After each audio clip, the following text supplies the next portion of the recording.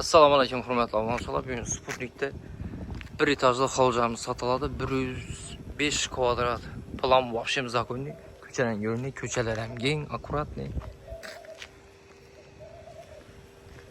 Uyimizda durgan yeri dimzo'r. Bismillah boshlaymiz. Havuzlarimiz novislar qilingan. Bismillahirrahmanirrahim. Bitirganda ishimdan bir bo'ldi dalana gelamiz. Obunachilar uyimizga yaxshilab e'tibor beramiz. Dalanımızda matapleniye bağ. Yanımızda yine katyol yine. Gaz, su, sütten bomba yok. Yanımızda umarnik. Patologlarımızdan mateznoy. Üyümüzde işlerim, MDF işlerim nörttü.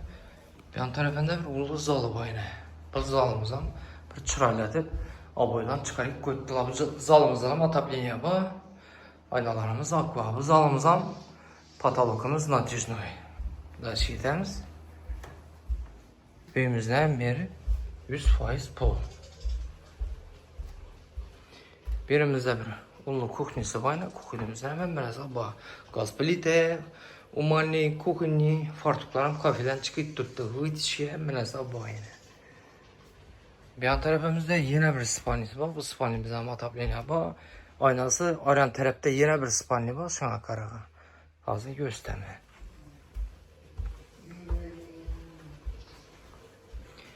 Bir yan tarafımızda bir onunla tuvaleti yine buldu. Bir yanımızda Aristo kafeden çıkıp tuttu. İşlerim aqua.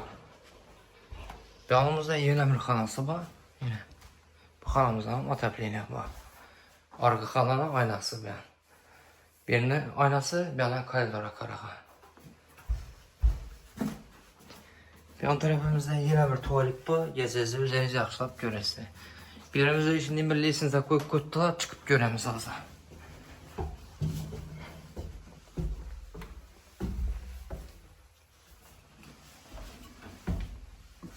Kiyem çıktık. Birimizde ayvan çetik koydular, aynası aran köçeye karağa.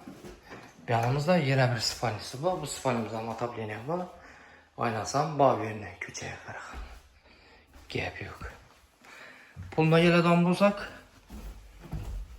520 milyonda Türk'ümüz gelecek onun. Kime gerek olsa, kim kızıksa ekran nominalimizi koymuş, ekip görürseniz. Mesela sağ olun, salamat olun. Etibar için rahmet.